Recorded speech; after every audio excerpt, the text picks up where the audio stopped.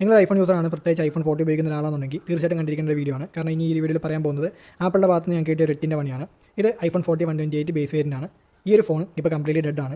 ആപ്പിളിലെ latest update ചെയ്തതിന് ശേഷം, അതായത് iOS 17 ലേറ്റസ്റ്റ് അപ്ഡേറ്റിന് ശേഷം ഫോൺ ഇപ്പം ഉപയോഗിക്കാൻ പറ്റുന്നില്ല, കംപ്ലീറ്റ് ഡെഡ് ആണ്. അപ്പം ഇത് ഞങ്ങൾ ഈ ഒരു കംപ്ലയിൻറ്റ് കാണിച്ചു തുടങ്ങിയപ്പോൾ മുതൽ ആപ്പിളിന് ഐ കെയറിൽ ഈ ഒരു ഫോൺ കൊണ്ട് കാണിച്ചു. ഇത് ഞാനിപ്പോൾ ഈ വീഡിയോ ചെയ്യാനുള്ള കാരണം എന്ന് വെച്ച് കഴിഞ്ഞാൽ ഇത് ഞങ്ങളുടെ ഭാഗത്തു നിന്നൊരു മിസ്റ്റേക്ക് അല്ല. ഈ ഒരു അപ്ഡേറ്റിന് ശേഷമാണ് ഈ ഫോൺ ഇങ്ങനെ വന്നിരിക്കുന്നത്. അതായത് ഞാൻ അങ്ങനെ പറയാനുള്ള കാരണം എന്ന് വെച്ച് കഴിഞ്ഞാൽ ഈ ഒരു ഫോൺ താഴ്ത്തി വേണ്ടിയില്ല, അതായത് ഫിസിക്കൽ ഡാമേജ് ഒന്നുമില്ല, ഒരു സ്ക്രാച്ച് പോലും ഇല്ല.